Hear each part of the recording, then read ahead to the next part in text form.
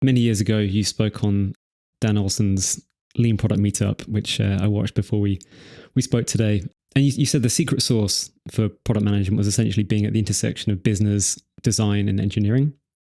And you said you're not going to be the very best at everything, but you're going to be good enough at pretty much everything. Does that still stand today, do you think? It has changed. And so thank you for calling me out on that, because I believe that was enough 6 years ago. It's just not enough anymore. So let me kind of break that down.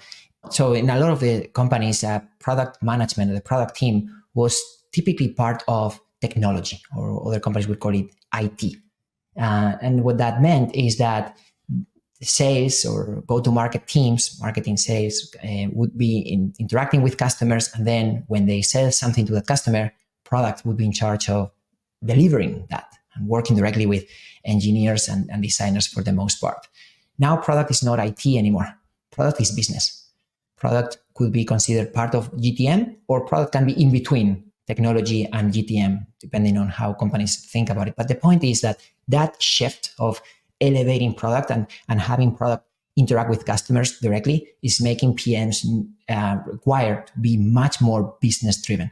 They now these days need to have a much stronger domain expertise, business acumen, marketing skills, including sales skills, to find ways to truly show business value and not just user value.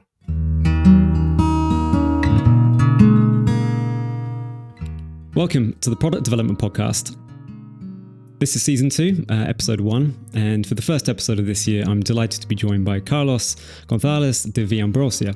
He's the CEO and founder of Product School, and today's conversation will revolve around what makes a great product and product manager in 2024, as well as how to move up the career ladder and what differentiates the different product positions in the market. We'll also touch upon AI and what the implications are for product management moving forward, and any other themes that come along in the conversation. So, Carlos, welcome to the podcast. It's great to have you here. It's great to be here. Thanks for having me on. So to start the conversation, can you guide the listeners through the journey from, I believe, where you started, which is software engineering, into product management, and your journey to becoming founder of a company? I started Product School 10 years ago as a solution to my own problem, because I wanted to become a product manager and didn't know how. Before Product School, I studied computer science, and I'm one of those engineers who didn't want to spend the rest of his life working as an engineer. So I just knew more about what I didn't want to do, but I was still looking for what I wanted to do. And back in the day, product management wasn't an option. There weren't really companies hiring product managers. The people would associate product with something physical, not digital. And I'm originally from Spain. So then my dream was always to come to Silicon Valley, to work in tech, to be close to my idols, Steve Jobs and others. So I came here as a student, went to graduate school, and that was kind of my way out of engineering. And it was refreshing to meet other engineers that were thinking business. However, I soon realized that business school wasn't the answer for me either. In many cases, the concepts that we were learning were very high level and sometimes not very applicable to the day-to-day. So I found my sweet spot right in between an engineering school and a business school. And that's why I decided to create a product school to teach people how to build digital products and grow their careers. And that was 10 years ago. So now we are a community with over 2 million members. And all of the trainings that we deliver are done by real world practitioners. These are product leaders who are actively working at companies such as Google, Meta, Netflix, or Airbnb. So why, you mentioned the kind of push away from engineering. What was it about product which pulled you in that direction instead of moving up the software engineering ladder? I remember I was decent at coding, but I was always asking questions such as, but why are we doing this? And how would this connect to the market? And those are now classic questions that product manager asks, the connecting the technology piece with the business piece. And I found myself always wanting to connect those two worlds, while in engineering I found that it was more about, just keep coding, just build this because I told you so. And there wasn't enough connection with with business. So then I went to business school, and then I found the opposite problem. It's like there was a lot of discussions around, well, here's how you merge two companies, and you have to read a book and read an essay about it. But it's like, okay, yes, but how does this really work? How are we going to build something that solves someone's problem and hopefully create value out of it? So product wasn't really a standard discipline. However, I realized that a lot of my business school classmates were starting to talk about getting jobs as product managers. I was like, wait a second, what is that? So I realized that those companies, especially Google and others in Silicon Valley, were starting to hire either engineers thinking business or business people thinking more about how to build a solution to give them those roles. But there wasn't really an official institution teaching professionals how to do that. Everything was very unexpected. So if you ask product managers or product leaders today, hey, how do you become a product manager? A lot of them would give you different answers. Like very few would say, well, I learned that in school. And that's why I decided to create a school to officially teach those skills. So back when you first started the transition from software engineering to product manager, what were you using for learning tools? Back then, I don't know how many years ago specifically it was, but I've been a PM for 4 years now, and there's so much out there. Obviously, Product School is a great resource, but YouTube, many other members of the community providing great content to people. So back then, even just the role of the title of product manager was just way less sort of prominent in the industry than it is now. So what did that look like? There was almost nothing. I remember I was using tools such as PowerPoint to create a roadmap, or Photoshop to create a prototype, spreadsheets to do data analysis. Product managers back in the day were piggybacking on tools created for other professionals such as designers, marketers, or engineers. So that has evolved a lot. Today, you can see an entire stack of tools created specifically for product managers. So now we have road mapping tools, prototyping tools, product analytics tools, experimentation tools, and that's great. Also, those tools are very visual and low code in many cases, which allows that any PM can really be self-sufficient without requiring a specific background. For example, these days you can run data analysis without knowing how to use SQL, or you can create a website without using code, or you can create a decent design without knowing design. So this evolution was, first there were no tools, then there were tools, but then those tools became extremely visual. The tools now, as you said, there are so many out there, but still the barrier to entry to get into product management is pretty steep. I think it's a role that many people would like to do, but it's quite difficult to get in, particularly as often domain expertise as well as technical background and other skills often is a prerequisite for getting to a company. So maybe you can explore a bit about the kind of the trajectory to get into product management as that first step. And you're right. The tools at the end of the day are just a commodity, but not enough in order to be successful as a product manager. In fact, I would argue that there's still a misconception between what a project manager does and what a product manager does. Because mastering a tool is going to help you and your team be more productive. But ultimately, you also, as a product manager, is expected to define the vision and a goal, so we can be the whole team can be focused on building the right thing. And that's the missing piece, I think, between project and product. As a project manager, supposed to be very much focused on executing something that has been given to you and make sure that it's done on time, quality, and budget. In product, you do that after, but first you need to define what we're actually going to build and get the buy-in from people and really have a strong point of view on why and measure the success, because at the end of the day, if it works or not, it's on you. It's my observation that product managers now are being asked to do more with less, and I think PMs are going to have higher expectations, so I think they're going to have to really show their skills in the workplace and have to really stand out from the others to keep their jobs and fight for a difficult jobs market at the moment. So how would you navigate the jobs market right now in light of that? A lot of companies, even companies that are not high tech or companies that are not in Silicon Valley, hire tons of product managers. Traditional companies like banks or healthcare, like, for example, as a data point, like almost 50% of the Fortune 100 already have a chief product officer. That is incredible because most of those companies are not high-tech companies. So having that seat at the table has been tremendously impactful for the role, because now we have role models. Now we know that there's a career ladder. Now we know that a lot of companies are hiring or were hiring. So in 2023, especially with the wave of layoffs, most of the layoffs didn't impact product teams in a big way. We saw that most of the roles that being impacted, other than the obvious ones, such as recruiters and people ops, were in marketing and sales. But the roles related to building the product and ensuring a good customer experience, so engineering, design, and product, were being protected. Just because it was clear that if we wanted to retaining customers is more cost efficient than acquiring new ones. And in order to retain customers, we cannot fake a good customer experience. We need to ensure that we can continue renewing those customers, expanding those customers, and the product teams play a key role in that. However, in 2024, we're seeing that now these new waves of layoffs are impacting the product teams big time. Main difference is that companies are figuring out ways to still build fast and high quality with less people by leveraging AI.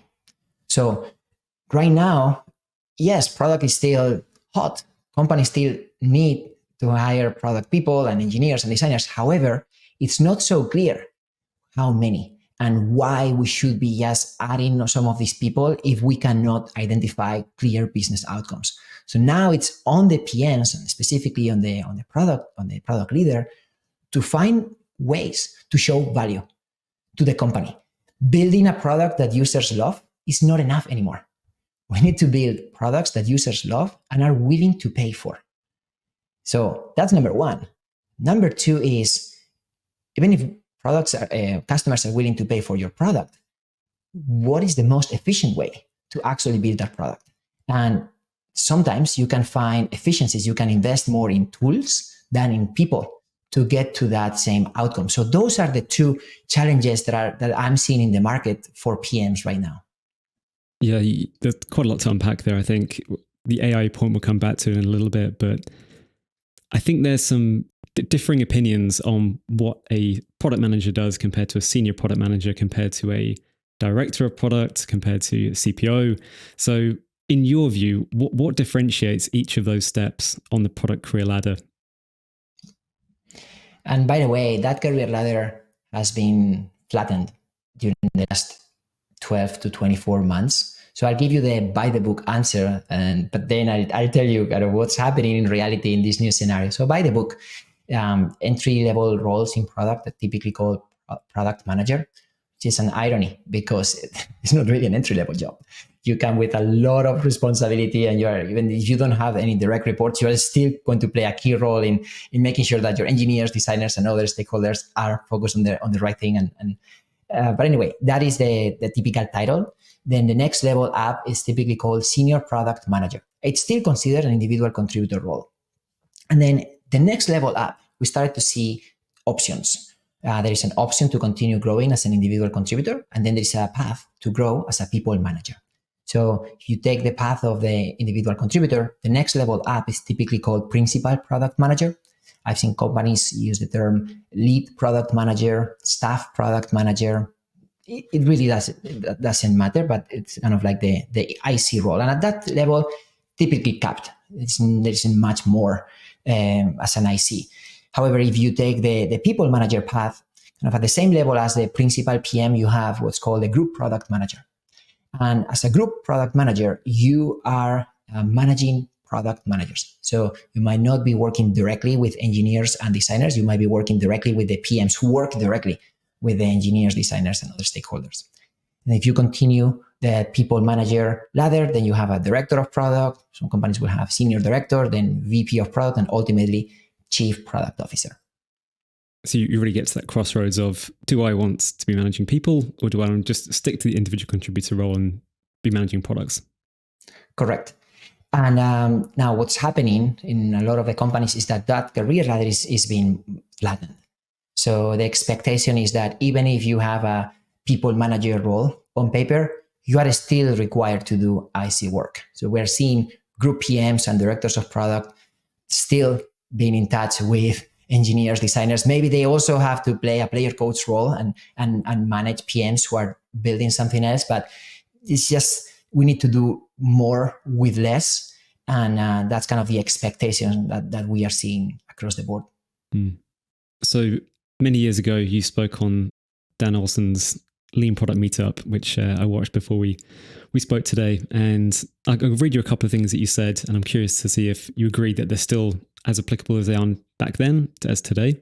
And you said the secret sauce for product management was essentially being at the intersection of business, design, and engineering. And you said you're not going to be the very best at everything, but you're going to be good enough at pretty much everything. Does that still stand today, do you think? It has changed. And so thank you for calling me out on that, because I believe that was enough 6 years ago. It's just not enough anymore. So let me kind of break that down. Now PMs are not, so in a lot of the companies, product management, the product team was typically part of technology, or other companies would call it IT. And what that meant is that sales or go-to-market teams, marketing, sales, would be interacting with customers. And then when they sell something to that customer, product would be in charge of delivering that and working directly with engineers and designers for the most part. Now product is not IT anymore. Product is business.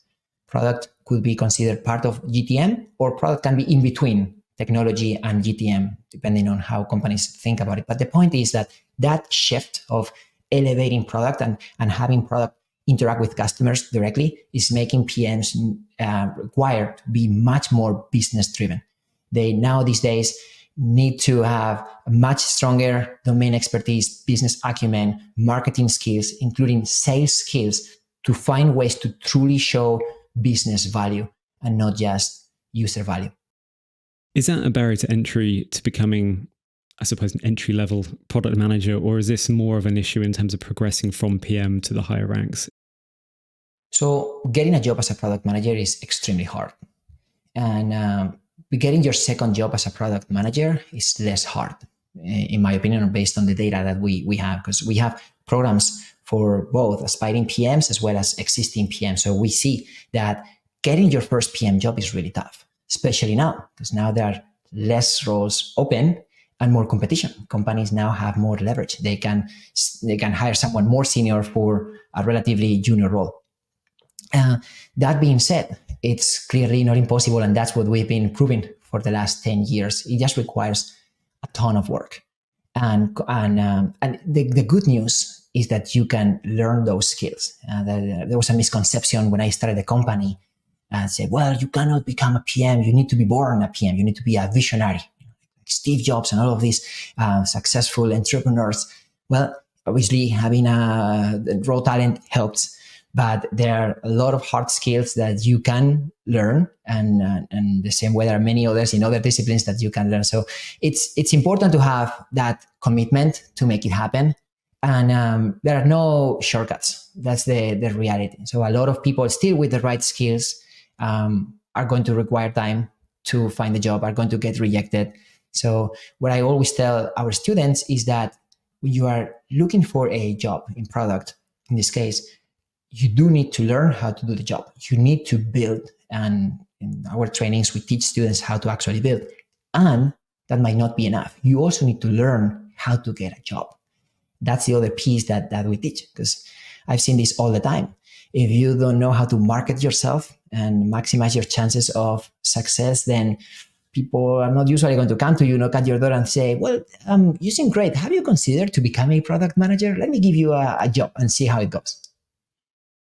What does developing a great product in 2024 look like compared to previous years? Has anything changed? If so, what has changed? Yes. So we're talking about, you are a PM already. You're in a company and you are probably thinking, oh my God, I'm reading the news. A lot of companies are doing layoffs. A year ago, those layoffs didn't impact the product team much. Now they are impacting the product team. What can I do to stay relevant? And the answer is, what can you do for your company? Like, how can you show business value to your company? Because that is the first question that any CEO or executive is going to ask when it's time to adjust cost. Who are the people who are adding value? Who are the people who I can survive without? So specifically in product, what that means is what I said early on. We are seeing PMs that are prioritizing their roadmaps or their initiatives with a heavier concentration on short-term monetization over long-term innovation.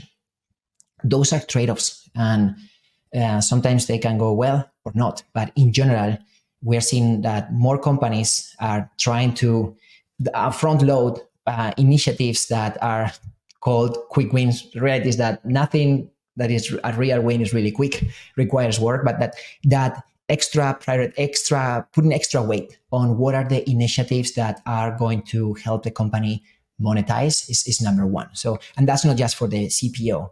That is expected from every single person at an individual level. Then the other thing is, well, great, we identify initiatives that are going to contribute to business value, but how are you going to do it? That for PMs is to find scrappier ways to make it happen through leveraging artificial intelligence, through becoming more of a player coach and having less people to manage. There's so many ways to go about it, but you need to identify the opportunity that is going to generate the most amount of value in the shortest amount of time possible. And you need to make it happen with the least amount of resources possible. This sounds absolutely crazy, but we're also seeing that when people are put in those type of situations, they can also find really, really creative solutions. So I'm going to read out one of your recent LinkedIn posts, and I'm curious how this aligns with what you just said as well. So you said, my in versus out list for 2024.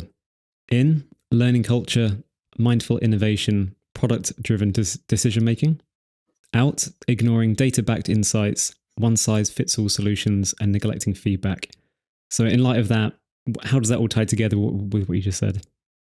So what I meant with that is that sometimes as a PM, you are not going to have all the data to make certain decisions because maybe you don't even have a data team, or maybe so you are expected to come up with some data.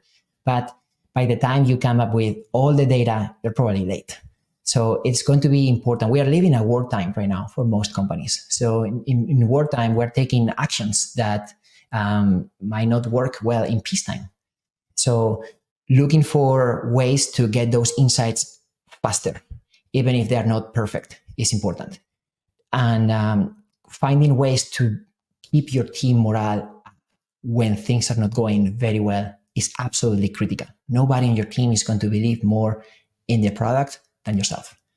So trying to control what you can control, trying to make calculated decisions, but fast enough so you can have wiggle room to course correct is now more critical than ever. And that's the reality of things. I wish I could say we have now more time, we have more data teams, we have more user researchers, we can create a long-term roadmap that is going to create fascinating innovation in year 3. But what we are seeing in the market is the opposite. With the rise of generative AI really in the last couple of years coming to the mainstream, what's changed in product management? Is it just a efficiency tool for PMs doing their jobs? Is it an absolute necessity requirement in products from now? Yep. I've been going very deep on this topic because I think it's critical. And I've identified multiple principles. Well, first of all, what you mentioned about leveraging AI as a productivity tool is good. It's, in my opinion, table stakes. So this applies to product and other teams. We're seeing how now you can use certain tools to do the same thing faster or the same thing at a larger scale. That's good. I saw a similar evolution with their product tools. I told you before that the very beginning my career, there were no product tools, right? We were piggybacking on others to do that. And then those tools became very visual, which helped a lot of people without specific technical backgrounds to make the most out of them. Now, the next evolution of those tools is that they're not just more visual, they're also much more powerful. So we can do way more with them. Like back in the day, being able to use a calculator. Like now you can do much more. But at the end of the day, it becomes a commodity because everybody has access to those tools. And yes, there are certain level of optimization that we can get with that, and we should. But that there is a cap to that, in my opinion. What we are seeing as the second angle for product teams is how we can leverage Gen AI for growing our business, not just through reducing cost, but actually through increasing revenue. So now we're seeing very interesting use cases in some of those products that can be monetized. And it's expected now for PMs to consider Gen AI as part of their product strategy. And by the way, the answer might be, we don't have to do anything about it, or not yet. But considering that is a must for any person who is now working on product strategy. So for a company who hasn't really integrated AI outside of just finding efficiencies and productivity tools, where's the first step in implementing an AI product strategy? I saw one of your other posts on LinkedIn which said, in the future, AI PMs will just be PMs. I think you described it, and I guess kind of linked a bit there. But where does it all start in terms of AI strategy in product development? Yeah. By the way, we just launched an entire certification on that. It's called Artificial Intelligence for Product, because it's critical now for PMs to add these to their toolbox. The same way they need to be dangerous enough with engineering, design, and other skills. Now AI is one of those key skills that they need to leverage. One is to stay relevant in the job, but ideally to also be able to grow their businesses. So specifically speaking, the way we kind of guide students through this cycle starts with considering the different types of AI that we have. Gen AI is one of those. And then what are the different, why do we want to do that? At the end of the day, the strategy is the same. Like, why are we doing this? Is this because it's hot? Is this because we're going to be able to raise more capital? Is this because our clients want to see that on their homepage? Hopefully there are other reasons for that. This could be, hey, because we believe that now if we introduce this capability in a specific feature, we're going to be able to increase revenue or reduce cost. So I'll give you an example. Netflix, for example, they recently included more Gen AI to create content much faster. Of course, that has negative repercussions because a lot of humans that were doing that manually would say, well, but that was my job. But in any case, I'm not going to go into those details. I'm going to kind of focus on that as a very clear application on how Gen AI can increase the revenue for a company. And if the company believes that is a good initiative, that gets prioritized. Now, how to go about it, right? There's so many layers to that. Well, we're seeing that there's a lot of foundational models out there that companies can leverage. We're familiar with obviously OpenAI. We're now seeing how Google, Meta, Amazon are placing their bets.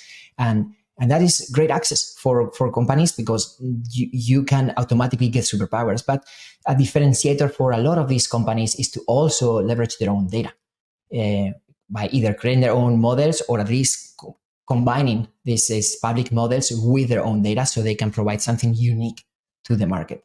And another level to this is the user experience that we want to provide for this type of AI-powered features. How are we going to go about offering this type of capabilities to our customers? Is this something we want to keep under the hood that in reality we don't need to talk about? It's just better? Are we going to create an AI native experience for users and educate them on how to use it? Typical examples of that are chatbots or co-pilots. We're seeing how companies like GitHub, for example, is now offering a co-pilot option so engineers can use it to get prompts and code, and instead of have to build code from scratch. Fascinating. We'll probably see more of that type of user experience for other products. And then the way to go about building this type of AI features is different than non-AI features. When we create a product requirement document, when we create a prototype, there are some specifics, but at the end of the day, a product manager is capable enough to figure that out. Like we're now at a point where we need to consider this additional option that we have and really have a hard thought around how we can leverage that for the benefit of the business in the short term versus for the sake of it, just to look cool.